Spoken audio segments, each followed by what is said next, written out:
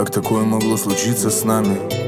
Я не верю в это. Кем же теперь для меня ты станешь? Я не верю в это, так же, как в последний день тебе не верил. Я не верю в это. Я не верю в это. Ты просила простить, я с тобой в тот же день простился. Я просил остыть, о чем я ведь не мог остыть сам. Просто рядом быть, а рядом быть совсем не просто. Ты спросишь, когда можно любить, я отвечу: любить уже поздно. Я бы хотел улыбаться чаще, и ты была для улыбки повод.